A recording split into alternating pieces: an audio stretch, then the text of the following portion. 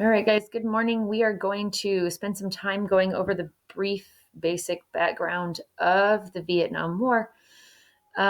This is just a background PowerPoint of Vietnam before and during the war, so we have like a little bit better understanding why we're fighting there. We didn't just show up one day and decide, hey, let's go to war. Um, you do need to take notes. You should have roughly about a page when we're done. It's 19 slides. No, you're not writing all of those down. You need to hit the names of events and some key dates that go along with those, mostly just because you're going to need to have those when we're done. Give me just a second. I'm going to make sure that this is actually recording this time. All right, cool. I did this once already. It was not recording. So now I have to do it again. All right.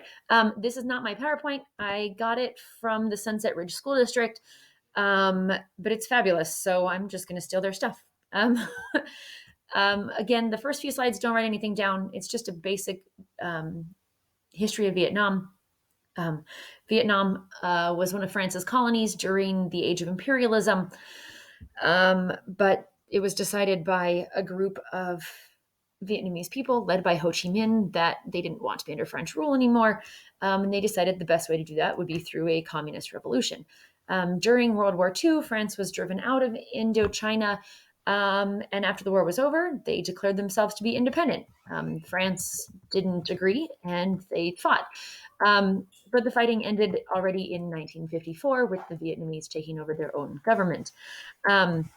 The Geneva Accords basically were signed right after the fighting stopped. It temporarily divided Vietnam into two countries: North Vietnam, which is the communist state led by Ho Chi Minh, and then South Vietnam, which was a democracy led by a man named Diem.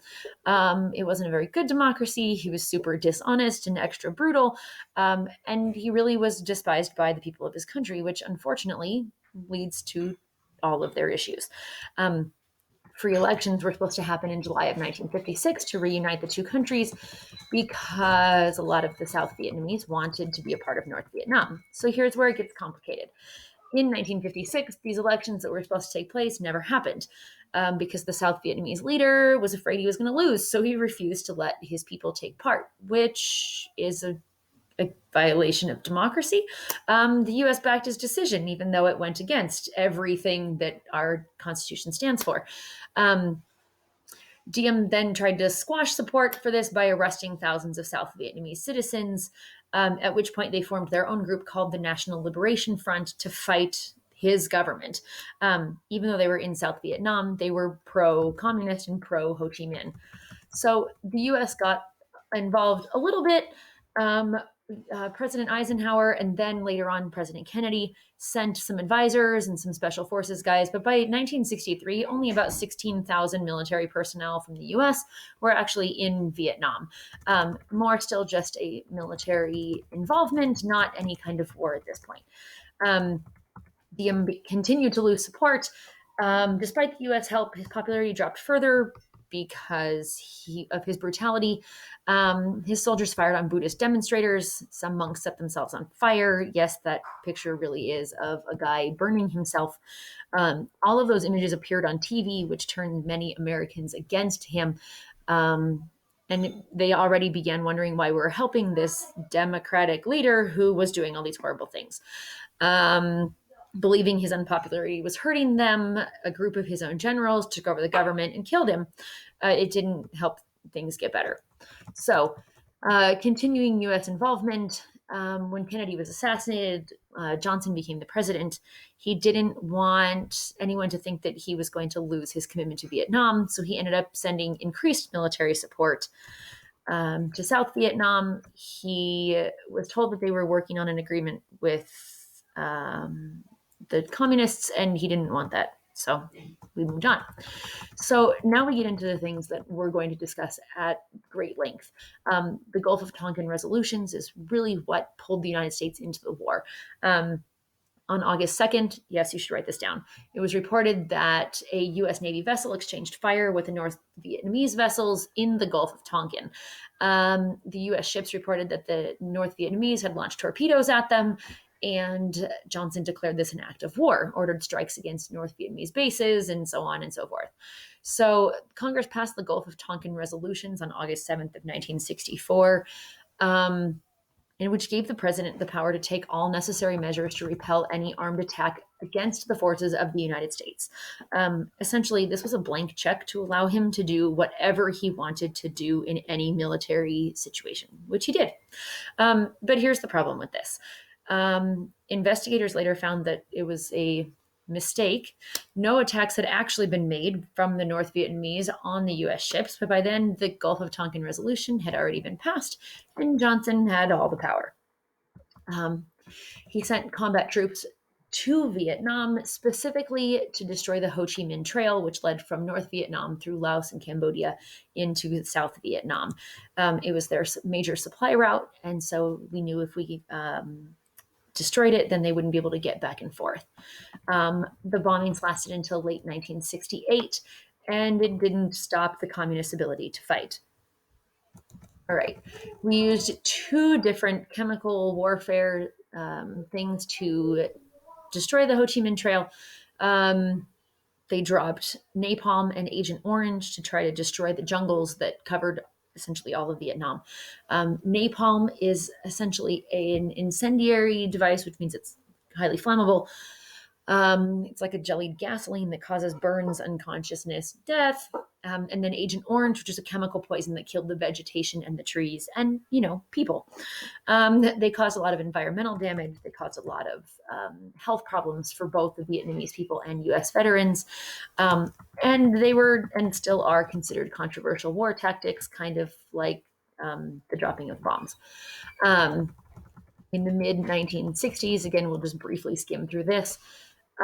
We sent a lot more troops over there. They were sent on search and destroy missions. They would search out enemy camps and supplies, destroyed them, and it didn't work because the Viet Cong, which were the South Vietnamese communists, and the North Vietnamese army, used guerrilla tactics to hide out in the jungles. They had better knowledge of geography. They set traps, they set mines. The U.S. and the South Vietnamese military just didn't have a chance of beating them at that point. We tried pacification to keep the South Vietnamese villagers safe. It didn't really work. The Viet Cong would still come out of hiding in the middle of the night because they believed that the villagers were helping the South Vietnamese. And unfortunately, even the U.S. troops were caught up in the damage and suffering. They destroyed villages and crops because they believed that they belonged to the Viet Cong and not to the villagers. So this, you do need to write down. The Tet Offensive and the My Lai Massacre we're both going to hit on later on this week, but they're both equally important. The North Vietnamese and the Viet Cong soldiers launched a surprise attack on U.S. forces, across southern Vietnam on Tet, which is essentially the Vietnamese New Year, and usually this would be a ceasefire. The U.S. and the South Vietnamese troops defeated most of the communists quickly, but it kind of changed many people's opinions of the war. They had supported it up until this point, but then they were able to see the realities of the war on TV.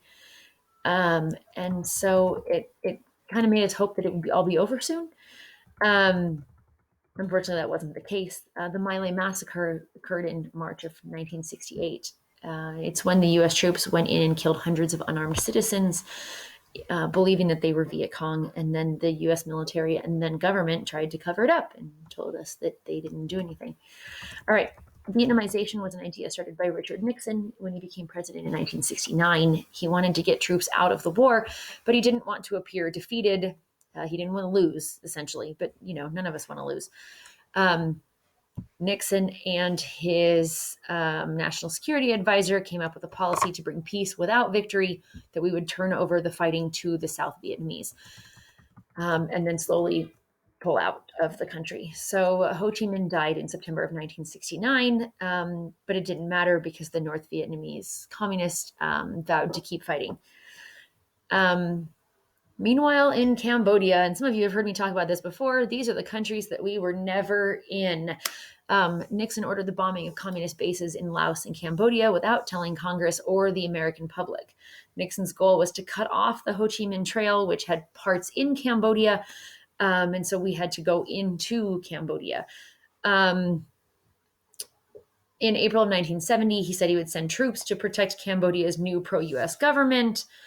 But the announcement was seen as an invasion and like the war was expanding. And so it wasn't leading toward a peaceful end. My dad actually flew helicopters in Cambodia during during Vietnam. But because they were secret missions, they weren't allowed to talk about them for like 25, 30 years, which is why a lot of people didn't even realize that we were there. It's only been within my lifetime that these things have actually come to light. Um, the Cambodians took sides, which led to their own civil war, won by the Khmer Rouge, which was the communist government or the communist people of Cambodia. They took sides. It ended up turning into what we now classify as the Cambodian genocide, where they went in and killed or starved to death over 1 million Cambodians just simply because they were on the side of South Vietnam and the US. They ended up falling and becoming a communist government. Anyway, let's see. So protests. There were a lot of protests, sit-ins across the country during this time. People were very anti-war. You either were for it or you were absolutely against it. There really was no in between. In December of 1970, Congress overturned the Gulf Tonkin resolutions. Peace negotiations started. And because Nixon was up for re-election, he kind of had to change the way he was doing things in order to try to make peace. Basically every group that needed to be at the peace talks was there. The National Liberation Front, North Vietnam, South Vietnam, the government, the US, everyone else. They signed a ceasefire, called for the removal of all US troops. Communists in South Vietnam could participate in politics. They could kind of do their own thing. Congress passed the War Powers Act, which is probably the only good thing to come out of this. In 1973, it required the president to get congressional approval before sending U.S. troops to an armed struggle. The goal was to prevent undeclared wars such as Vietnam. And for every military involvement, excuse me, since 1973, the president has had to get congressional approval. You should probably write this down. It's definitely going to be on a test. All right. So even after the United States had left or was in the process of leaving, fighting broke out again between the North and South Vietnamese, even with the peace treaty and the ceasefire. Essentially the North Vietnamese attacked, South Vietnam collapsed, and by the end of 1975, North Vietnam had captured their capital of Saigon. We lost. People fled. The U.S. evacuated all of its remaining soldiers, advisors, whatever. We also evacuated about 50,000 South Vietnamese allies, but they invaded the presidential palace and then the United States Embassy, thus ending U.S. involvement in the war. They declared the Socialist Republic of Vietnam in July of 1976. It is still in existence today. Which essentially means that the United States fought for 10 years and came home having not won, which is not something that we really had any experience with. And so the people in our country didn't really know what to do with that either. People were angry. They often expressed hostile feelings toward veterans, even though a lot of veterans didn't go to Vietnam voluntarily. There were no welcome home parades. People spit on them. A lot of their benefits and services that they were promised, because in the military were almost non-existent. There are still Vietnam veterans that are fighting for their basic services now in 2020. It took a long time for U.S. Perception to start to shift as things came to light. After 25, 30 years, people started to really see like, oh, that's what really happened. And so things started to shift. The picture at the bottom is of the Vietnam Veterans Memorial, which is in Washington, D.C. Honestly, the only time in my whole life I ever saw my dad cry was standing in front of this wall, remembering all of the things, finding the names of his friends that had died. It was a very polarizing situation for our country. There was no winner, no loser, at least not really.